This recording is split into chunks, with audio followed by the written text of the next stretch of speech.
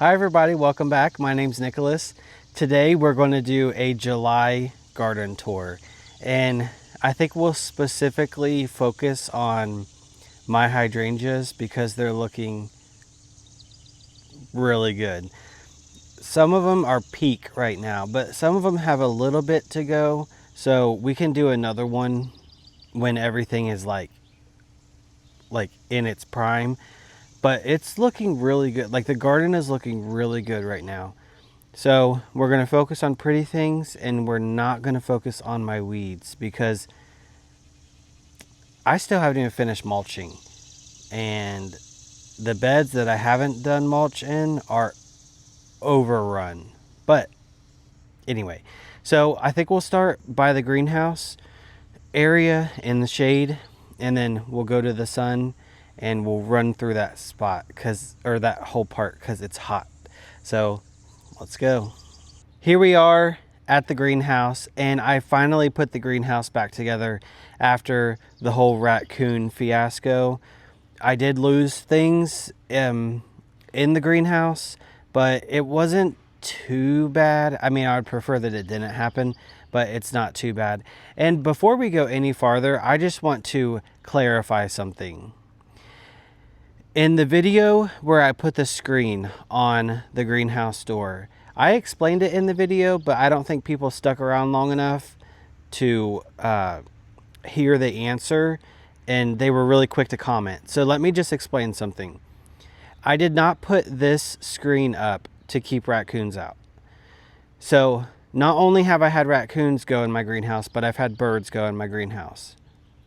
When I put the permanent wooden screen door up that has like the slats at the bottom, I would feel comfortable at that point leaving my door open at night for it to deter raccoons. This, however, is not meant for that. So it's really meant to just keep the birds and the bugs out and just give me that little peace of mind that there's a block there, and then the greenhouse still gets closed at night. So hopefully that answers the questions. But we can just do a really quick sweep of the greenhouse just to show you I put it back together and I'm not lying to you. And then we'll go around to the secret garden in my vegetable area, or the gravel pit garden. I know that's a bad name, but it's kind of stuck. It's exploding. And my pumpkins are doing so well. So come on in to the not raccoon proof. It's not like, I don't know. It's back together and it's a little messy. I need to put some stuff away, but it's fine for now. Everything's up and out and ready and back to normal. And my pink jasmine took a beating from the raccoons. It was like all the way over to here, and it obviously got mangled, but it's putting on new growth, and I just need to train them all back this way. And I did put it in a bigger pot, so it's been really healthy. It's been putting on a lot of new growth, and I think it's going to do well in here. I had decided that I wanted, since it's not hardy in my area, I was either going to have to put it outside for summer and just enjoy it and then throw it away, or I thought, well, maybe I could grow it in my greenhouse unless it gets like afflicted by some sort of bug or something, and then I'll just rip it down and throw it out. But it looks good for now. We're gonna make our way to the entrance of the secret garden and do a tour, but before we do that, let's stop at our first hydrangea. So this is a candelabra hydrangea. I don't remember who the company is that makes it, but that's the name of it. And if you look at it, it looks like there's pearls inside the middle of the bloom. It's such a pretty hydrangea. This is a panicle hydrangea, and the blooms are more open and airy as opposed to some other ones that are really dense and compact. Now this one is actually in a fair bit of shade. but it still does really well. I'm guessing that if it was in the sun, hot, direct, all day sun, that it would be a little bit more vigorous in the bloom department, but it's perfect. But again, these are not staying here in these containers. I want evergreens flanking the greenhouse, but this is good for now. So the secret garden is looking great. I think one thing I love about shade gardening is it seems easier to me. Like, you plant the stuff and I don't know, there's not a lot of weeds that grow and it just does well, especially in my area. Now, there is one thing that in my shade garden, my secret garden, it's totally afflicted by some sort of bug, and I really should use like bug and slug killer, but I would literally have to sprinkle it all over my whole garden. So I'm kind of just looking at everything with a side eye. And the plants that we put back here along the fence, oh, and the fence itself is looking great. The plants are looking lovely.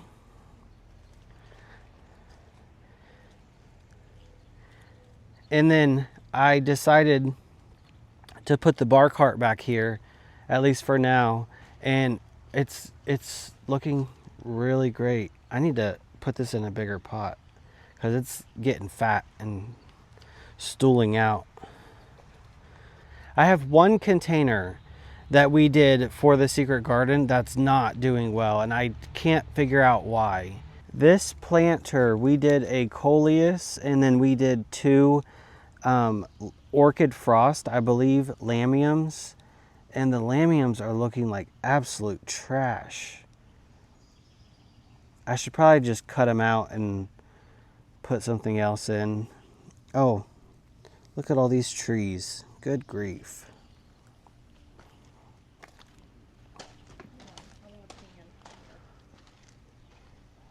This is one of my pride and joys. This is the Spring Delight, I believe, Japanese maple. And I was right. This is the perfect amount of sun for this tree. And I love it. It doesn't have any burn on it anywhere. It's looking so good. I'm so pleased with it. And I can't wait until it's like a tree. I do have an update on two things, my pumpkins and my Lisianthus. My Lisianthus are the seeds that I started first, they're the first seeds that I started this year in January. They are blooming. So as you can see right here, look how absolutely beautiful that is. This one is called Voyage to First Love. And then look at my pumpkins. I think they've only been in for like less than 2 weeks. And they're like, I mean, they're not pumpkins yet, but the vines are doing great. Absolutely great. And directly behind me is like,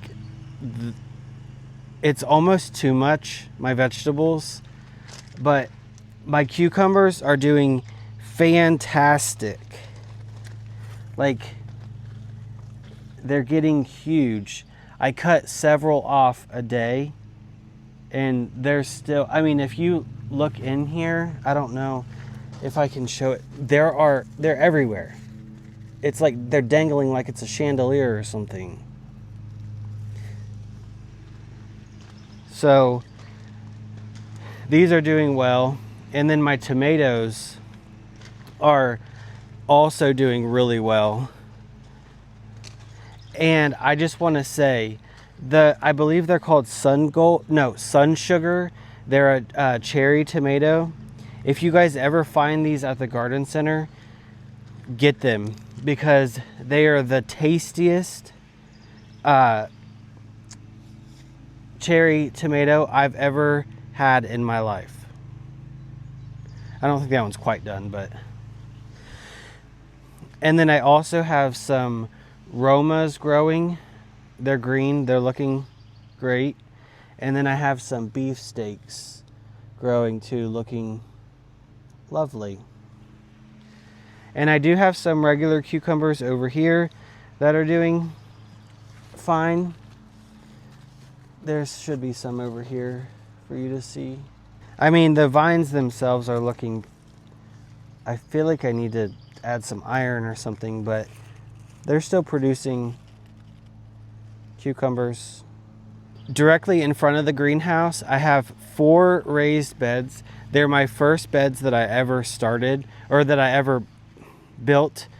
And in this bed specifically, I wanted to create like a wildflower looking like situation, and it's looking beautiful.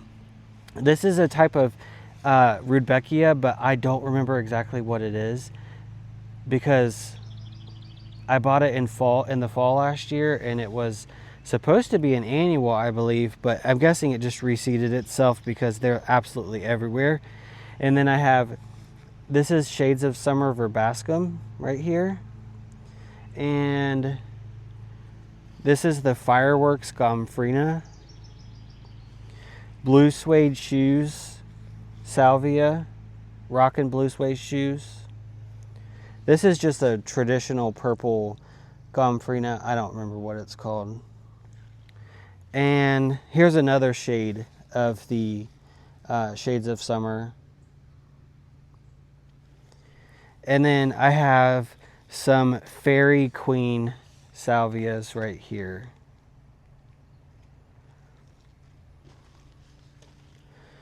And then these 2 beds over here are kind of like my hospital beds, I call them. Anything that wasn't doing well at some point in time, I would put them here. There's a lot of columbine, traditional Echinacea purpurea, and this gets a lot of shade. So as you can see, the color is a lot lighter, the pink is, but they're doing it just fine. When I went to Bethany's to do the garden tour, she gave me a couple things while I was there. Like, she just dug them up and gave them to me. One of them is the Northern Sea Oats grass. Look at the seed pods. How absolutely beautiful is that? And then she also gave me, was it swamp milkweed, or I'll put it on the screen if I'm wrong. But it has been like blooming non-stop. And I really, really like it. It's such a pretty plant. That's it for the areas directly surrounding the greenhouse. Let's go to the back patio next. And that's where I would say most of my hydrangeas are. Here is kind of like a living hedge that I'm trying to create. So I just have a bunch of hydrangeas that they'll get pretty big, at least 6 feet, but probably 8, some 10 feet tall. They're just taking their time. But this one is I think strawberry sundae or vanilla strawberry. I cannot remember which one, but they look very similar. So that's this one. Next, although this doesn't look like it, this is a Pinky Winky, but so is this one. This one, I don't know why it doesn't look like a Pinky Winky. Maybe I got the wrong one, I'm not sure. But this is a Pinky Winky. And they look very similar to the candelabras that I showed you, where they have a very open panicle structure. And they're already putting on some pink, which is beautiful. And then this is another either strawberry sundae or vanilla strawberry. It's hard to remember, you guys. I just have so many. This I've said before, and I'll say again, I'll shout it from the rooftops. But this is my favorite hydrangea ever. So this is a Proven Winners variety, and it is called Quick Fire Fab. So they're the first to bloom, and they have beautiful coverage of blooms from head to toe. They end up looking like a white ball, and they have really good growth habit, and then they'll turn pink and they'll be stunning. And they just look, I mean, it's like perfectly shaped. It's a perfect shrub. And the panicles are really decently sized. They're only starting, so they'll get bigger and bigger and bigger. But they're pretty big. I mean, pretty big. And apparently the pollinators are loving it because they're everywhere. There's a couple things I want to show you in this bed that I think are really pretty. First, this hydrangea is I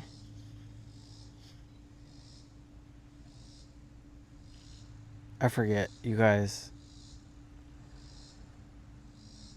Is this a firelight? Well, I forget. This might be one of my favorite echinaceas that I have in my garden. And again, I don't remember what it is. But I like how like they look like little buttons. They're just like so cute and petite. And then this beautiful hydrangea. This is one that I wish that you could see it in maybe like a week to 2 weeks because it's just starting. But this is a Bobo hydrangea, and it's going to be magnificent shortly. In this flower bed right here, there are several many hydrangeas. I do have macrophyllus in here and panicle hydrangeas. I'm kind of a little bit over macrophylla hydrangeas right now. They just don't do all that well for us, but there is one that I think is worth showing you. So do you guys know, like around Mother's Day in stores and stuff, there's always like gift hydrangeas that is meant to like give to your mom. It blooms for a little bit and then they usually throw it away. Well, you don't have to. You can plant them depending on where you live. And this is one of them. So I actually got this at Aldi one year and it is finally blooming. Isn't that incredible? And then another reason why I say that I'm over macrophyllus right now is because along this back row, I have a white wedding hydrangea, which is one of my favorites. And then I have 2 macrophyllus next to it, and they just don't cut it. Like they barely bloom, and I think I'm going to rip them out and just put, I'd love to get a couple more white weddings to make it look nice. And this is, we won't look at this hydrangea tree because I think I pruned it wrong, or it's taking me a long time to get a shape because it is kind of weird, but the other one is beautiful. So it's on its way. They're not like fresh, but this is another one of my favorites. And this is something candy, I believe, like delicious candy or some sort of candy, echinacea. Now I should have deadheaded this, you guys, because anyway, it's really pretty when I deadhead it. But this is the Cascadius Fantasy Hot Pink Petunia. This was sent to me by my friend Corey with Up North Garden. He sent me a bunch of plants this spring, and this is one of my absolute favorites. But as you can see, it just glows. It's such a pretty plant. And it would be a lot prettier if I would have taken some time.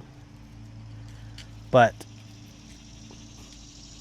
this is a thing of beauty. This is the Phantom Hydrangea Standard or Tree, and it's looking good this year. Now again, they just started opening, so they're not like as full as they will be, because when they're fully leafed or like bloomed out, when their petals are from like base to tip, like they are humongous. But one of the things I had trouble with last year was they got so heavy when rains would come that it would turn into like an umbrella panicle hydrangea tree. they seem to, I'm afraid I'm going to jinx it, but they seem to be standing up this year. So we'll see. Maybe I pruned it better this year than last year, or they might have just built, it might have just built up some more strength than it had last year. This is one example of how you can make a beautiful planter or hanging basket without something that flowers. So I have the Pegasus begonia right here, which is so pretty. I would say I'll get it every year. I would say it's one of my top 5 favorite shade or part sun, part shade plants ever. And I wish it was hardy in my area, but it's not. And then under it, I have the Dichondra Emerald Falls.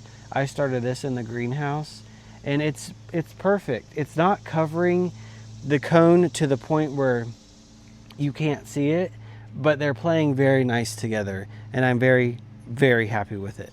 If you guys have never smelled heliotrope before, you're totally missing out. This plant smells absolutely divine, and the honeybees absolutely adore it.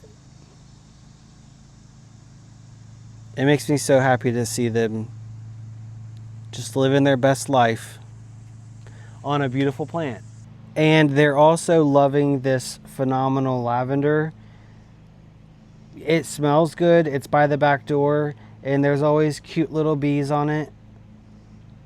And then when I'm done with this in these containers, I'll be able to put them in the landscape.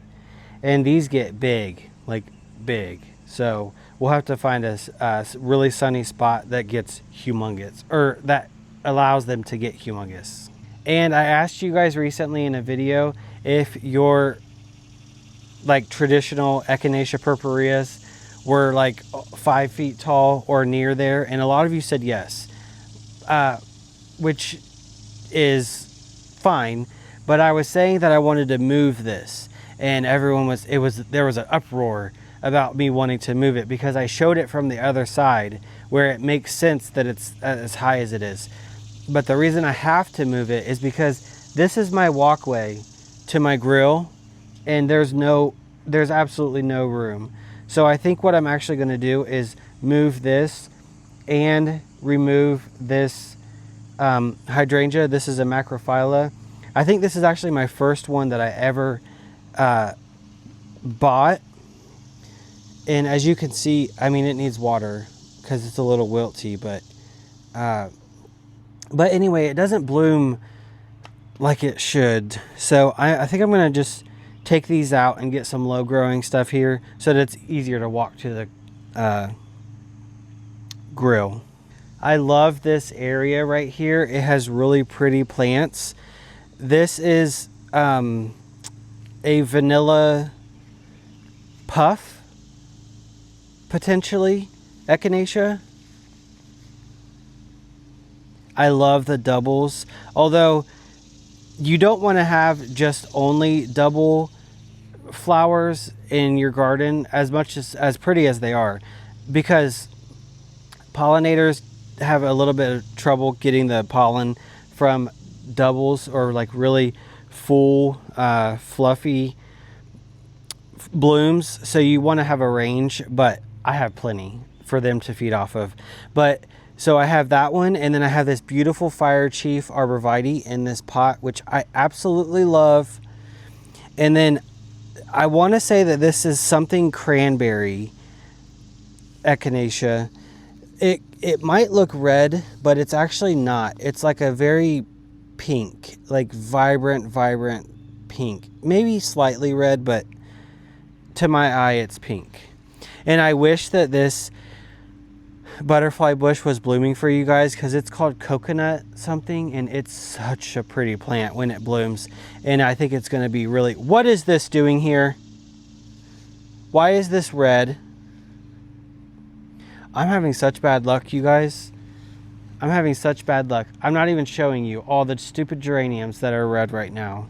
And this is my absolutely fantastically beautiful red bud. This is the flamethrower. It is doing really well.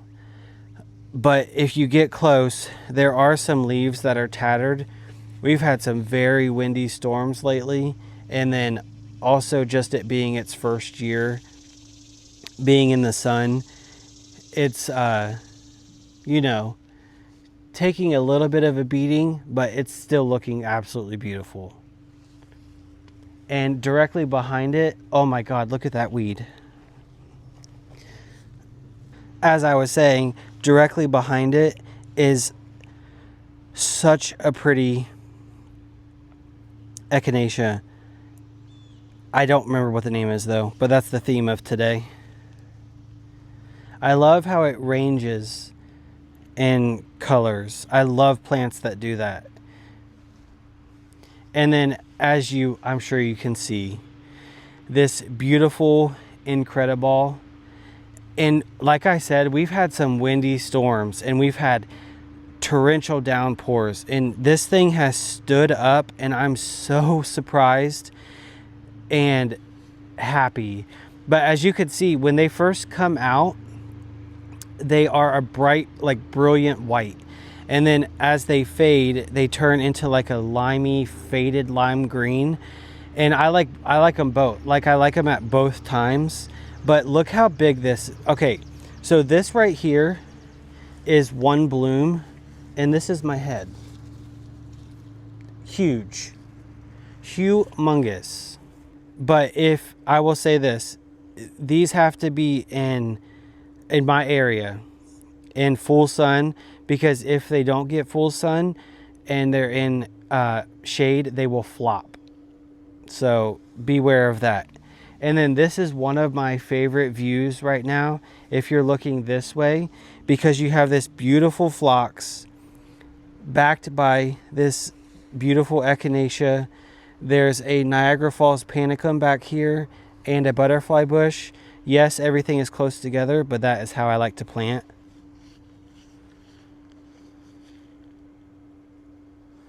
This is the part of the garden where we're not going to be looking at the ground. We're only going to be looking at the flowers because it's a literal carpet of weeds. But this has always been one of my favorite spots. I think that I mean, I had a Gara back here that's not doing that great because usually it fills in this middle section. But I love how the yarrow does its thing, and then you have the Leotris. This butterfly bush is about to start blooming, and then we have the really, really tall phlox back there. And one thing I have done specifically on this side of the house is along the whole house section, I have done tall garden phlox. And this year is the first year where we're really seeing them bulk out and get tall. So like this is, I believe, I want to say maybe this is David phlox. So it's like a traditional white, but you can see all of them that are about to bloom. And then this one isn't blooming yet, but this is a stunner when it does. Ow! Because the variegated leaf, and then it ends up getting like a very light pink bloom on it. And then look how pretty this is over here. So I have an Agastache. I believe it's the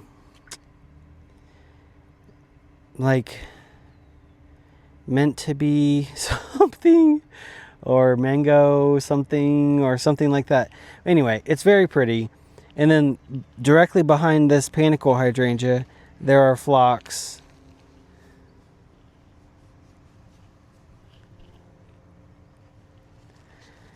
And then this is the moon rock hydrangea. This is one that's not quite there yet, so it's hard for me to show you how pretty it is. And then some more absolutely beautiful phlox. I just love tall garden phlox. And the hibiscus is about to start blooming. Look how many buds are on that one branch. And each one is going to be like the size of a dinner plate bloom. This is a firelight tidbit. So it's a much smaller panicle hydrangea.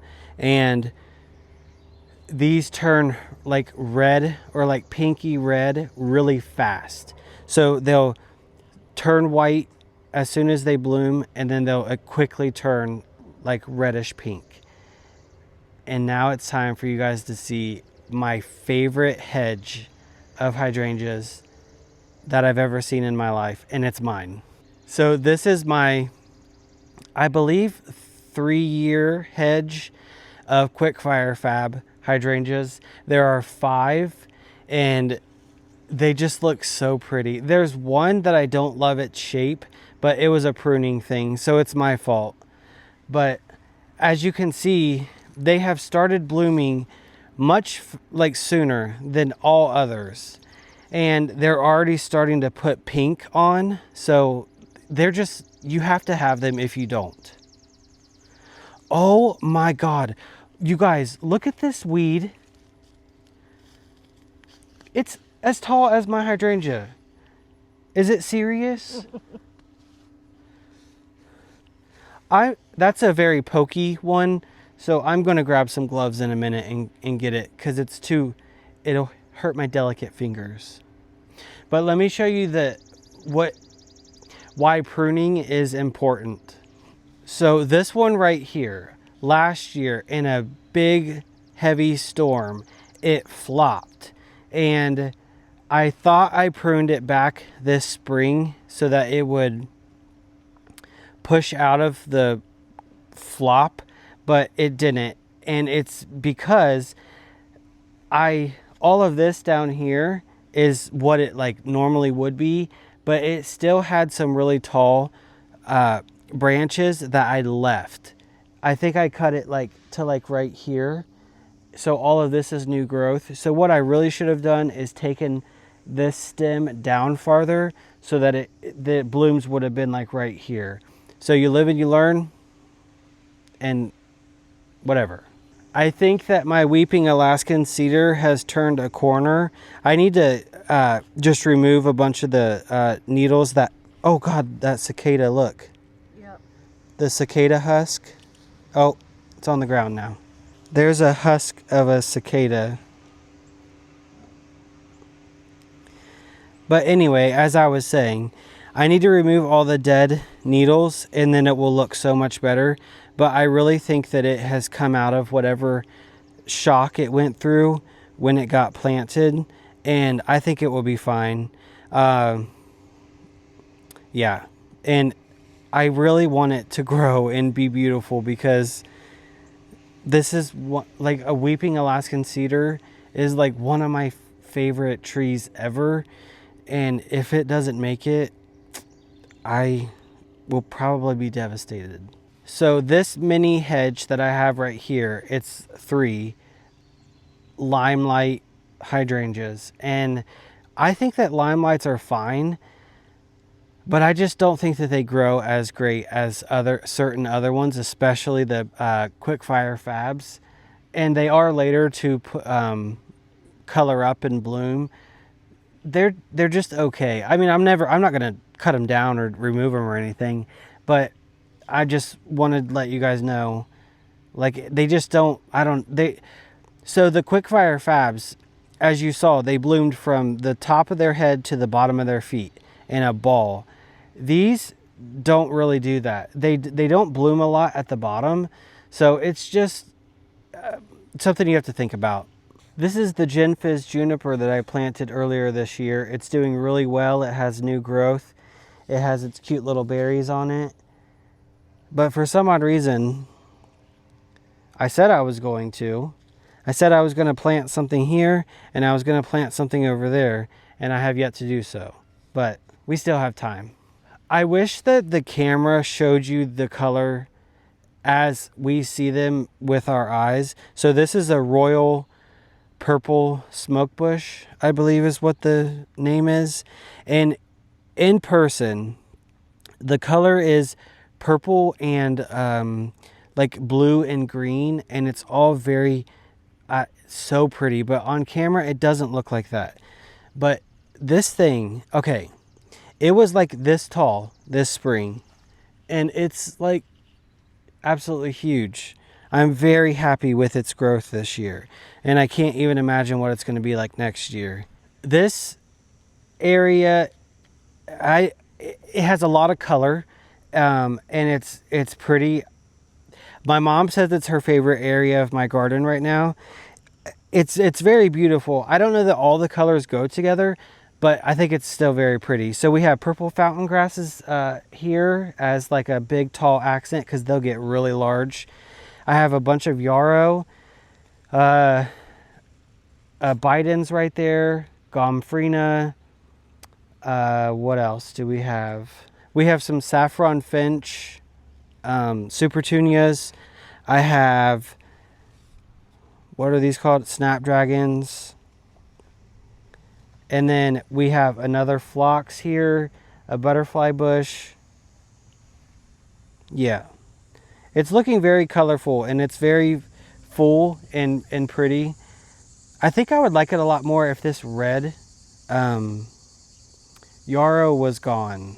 And then these hydrangeas, these are called little hotties, and they are supposed to get like 5x5. And if you look at a full grown, like a picture of them full grown, they're absolutely beautiful. And I think they will be, but I had yarrow growing in front of them this year, and I let the yarrow pretty much overtake everything. And I think it stunted the growth of these a little bit. So I need to make sure that I don't let the yarrow come back, because I really want to focus on letting these grow. And then directly behind them, I have the denim and lace Russian sage. And this is just such a pretty plant. You cannot go wrong with that. I want to show you one more hydrangea tree over by the driveway, and then we're going to backtrack a little bit to go to the front of the house, and that'll be it. This is the Firelight Hydrangea Standard, and it has such a great shape. I'm so pleased with the shape of this. And it was a pretty early bloomer too, as you can see, because it's already starting to kind of like fade out. But I'm very happy with it. So this bed is filling in and doing exactly what I intended. So it's kind of just looking like a meadow of wildflowers. There's daisies, echinaceas, gladiolas, eurangium. It's just a big old cluster of beauty, and I really like it. I do have some hardy geraniums in here, and there is a rose that we're not going to look at right now because it's looking sad. And then this area right here, we did in a video, we kind of like just did a rehaul or overhaul of this. So we put a bunch of geraniums. I did marigolds in the back, and they are blooming now. And then I have the mini mauvette hydrangeas from Proven Winners. I love this like mauve color. I think it looks really nice up against the brick of the house. And then I have my beautiful Tamakayama Japanese maple, and this thing gets probably shade up until maybe like 3 or so, and then from 3 until the end of the day it gets like the blasting end of the day sun. And I didn't know if it would like it. I didn't actually think that it would get enough sun, but if you look, it has, I mean, it's doing fine, and there's new growth, and it's just looking so pretty. I'm really happy with it, because I really want this to, because these ones have like a weeping habit. I don't really want them to weep to the point where it's touching the ground, but yeah, I think it'll be really pretty. And this is my final hedge of hydrangeas. These are Bobo hydrangeas, and again, these are the same situation where they get the very end of the day sun, so they're almost to the point where they don't get enough. So I was like kind of worried that they wouldn't bloom, and as you can see, I mean, they're just starting to bloom, but all of them have like coverage from top to bottom. They're looking really, really good. And I kind of love that they bloom and it's almost like the porch is lifted by like a cloud. That's how I see it, at least. So when these are in full, absolute magnificent bloom, it's something to look at. So I have one more thing I want to show you guys, and then we're done. These boxes were created by my uncle, and then my mom and I painted them. And then I put Supertunia Royal Velvet, Sparkling Rosé Superbina, and Bullseye Salmon Geraniums. And then there was also Cybella Carmine Silene that died out. But as you can see, it's a thing of beauty. I love the velvety purple mixed with the colors of pink, and it's just such a pretty plant, or pretty grouping of plants. And I love that I was able to mix like plants that I purchased with plants that I grew in the greenhouse. And I would say that by far the Bullseye Salmon Geraniums for me probably have the best growth habit, and they have a lot of blooms. So that's one that I'll definitely start every year because they just look absolutely beautiful. There is one more that we can look at, but it's pretty much the same. I would say that this one gets maybe a little bit less sun because of where it's at as far as tree coverage, but it's still super pretty. Like they look really good. Here's the Cybella Carmine Silene. It like is, I guess it was having trouble, I don't know, sticking with it. It looked good for a little while, and then it just totally just died out. There's one more hydrangea that I forgot to show you guys, and it was where one of those black boxes were that we just showed you. In one of the beds I had this and then a whole bunch of perennials around it, so I had to dig all that up. And I was feeling lazy that day when I pulled this out of the ground. I didn't feel like digging a hole in the ground, so I just grabbed a planter and put it in there, and it has done great in it. I mean, I feel like the planter is a little bit small for this, but it's fine, at least for this year or until this fall when I have more energy than right now. And again, this one is just about to start blooming. Maybe I should have waited like a couple weeks, but I kind of wanted you guys to see the quick fire fabs because they're in their absolute peak right now. And to me, those are the most important hydrangeas that I have in my garden because they're my favorite. But then also I have a couple hedges of them, and it really like just looks great. So that's actually going to be it for today. I hope you guys enjoyed this garden tour. If there's an area that I didn't show you that you were interested in or you wanted an update on, please let me know. There is one area specifically that I didn't film because I have a ongoing project in that area that I didn't want to give you guys a sneak peek on. But thank you guys for watching, and I will see you very soon. Keep learning and keep growing.